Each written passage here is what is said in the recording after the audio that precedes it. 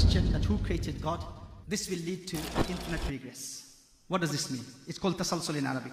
Who created Allah? If Allah Jalla wa Ala is the creator of everyone, and you Muslims believe that whatever exists needs a creator.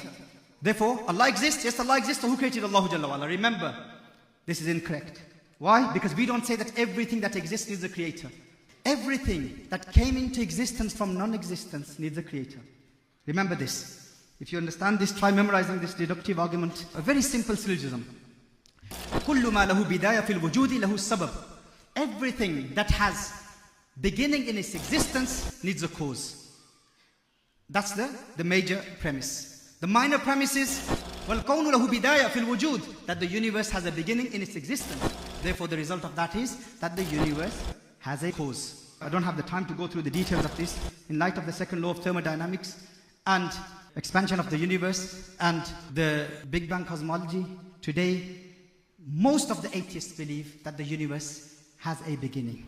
And if they believe that it doesn't have a beginning, then we will ask them to prove it. And they can't prove that.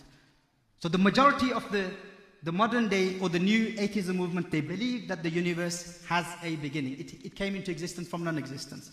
We as Muslims, we believe that whatever came into existence needs a creator.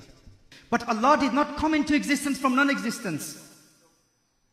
Allah has always existed. Therefore, Allah Jalla wa Ala does not need a creator. Allah doesn't have a creator. So we do not say لِكُلِّ مَوْجُودٍ خَالِقٍ. We say لِكُلِّ مَخْلُوقٍ خَالِقٍ. Everything that came into existence needs a creator. Allah Jalla wa Ala did not come into existence. Allah is uncreated. So if someone says, if everything needs a creator, then who created God? We say God is uncreated. If God is uncreated, then you're saying who created the uncreated? Who designed the undesigned? Who initiated the one who was never initiated? That question doesn't make sense. Does that make sense to anyone? So if anyone tries confusing you in the future by saying if everything that exists needs a creator, then who created God? We say no, everything that came into existence from non-existence needs a creator. Allah Jalla wa Ala has always existed. Allah's existence is eternal. وَيَجِبُ فِي حَقِّهِ تَعَالَى الْقِدَمُ. Allah is qadeem, He's pre-eternal. Now if someone asks this question, who created Allah Jalla wa Ala? This question, that who created God, this will lead to infinite regress. What does this mean? It's called tasalsul in Arabic. If a person says, Allah was created, and everything that exists needs a creator, then that creator who created Allah, who created that God? Then whoever created that God, who created that God? The result of that would be that this universe would never exist. The fact that the universe exists itself is a proof that there has to be someone who is independent. Otherwise, it would lead to infinite regress. For instance, a simple example that even children will be able to memorize. If you see a beautiful island, some beautiful scenic, picturesque island, on that island you see a beautiful mansion. A man called Zayd, he says, I constructed this mansion. Now you have witnessed that mansion, you have seen that building. And your belief in that building is based on your empirical judgment. You've seen it, witnessed it with your own eyes. You believe in the existence of that mansion. Now some man called Zayd, he said, I constructed it. But in order for him to build that building, he needs the permission of some man called Bakr. And in order for Bakr to give permission to Zayd, he is dependent upon the permission of Umar. Umar is dependent upon the permission of Khalid. Khalid is dependent upon the permission of Abdullah. Abdullah is dependent upon the permission of Abdur Rahman. And this continues infinitely. Forever. It doesn't have an end point. Would that mansion exist? If the chain continues, if it does not have an end point with someone who is independent, would that mansion ever come into existence?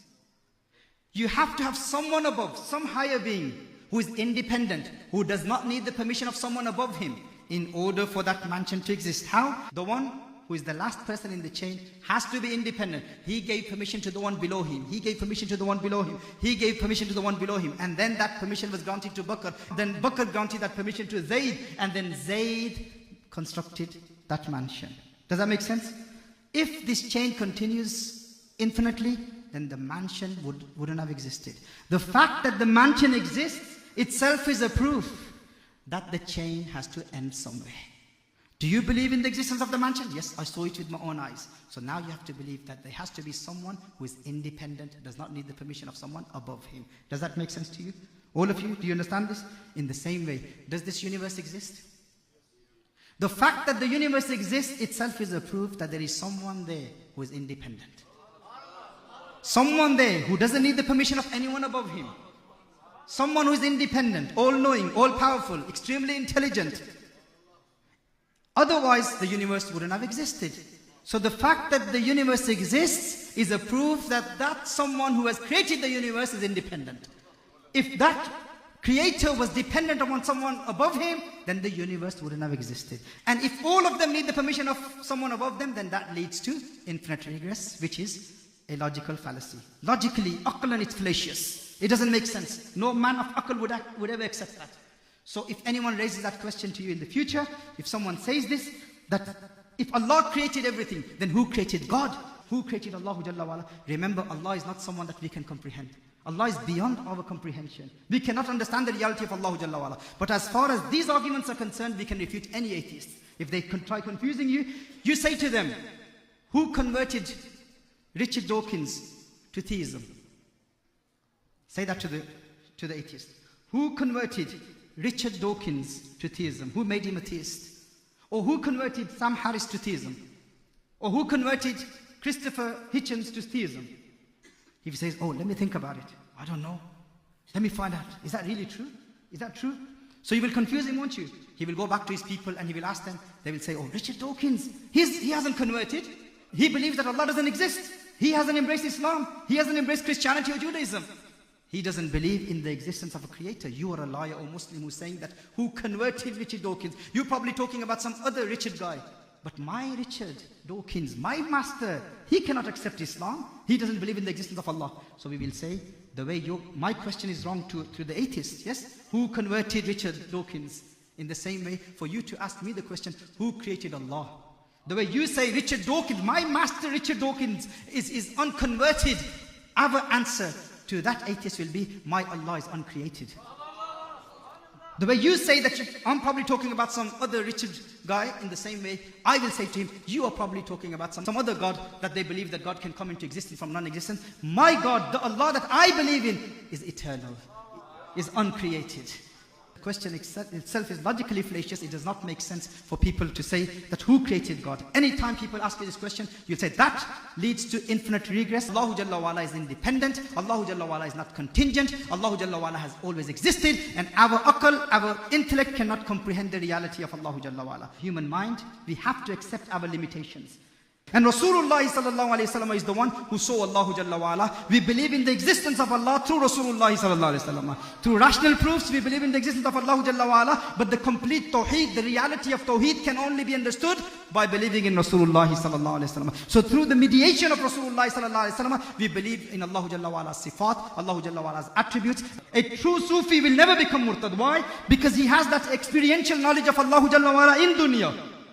In dunya, he experiences the gnosis of Allah Jalla wa'ala. And when he experiences the qurb of Allah Jalla wa'ala, he gets the glimpse of what he will see in the hereafter. Theirs is all based on analytical knowledge, discursive knowledge. The Sufi's knowledge about Allah Jalla wa'ala is experiential knowledge. He experiences the gnosis of Allah Jalla wa'ala. Through his breath, he breathes with the name of Allah. We believe in the oneness of Allah Jalla wa'ala and the finality of Rasulullah sallallahu alayhi wasallam's prophethood. May Allah Jalla wa'ala bless us with his divine guidance so that we can act upon the ahkam of deen, act upon the ahkam of sharia, understand the creedal matters, aqaid of Ahlul Sunnah wal Jama'ah, and learn the practical teachings of our ulama, how to defend al-Islam and how to defend the honor of Allah and how to defend the honor of Rasulullah sallallahu alayhi wasallam.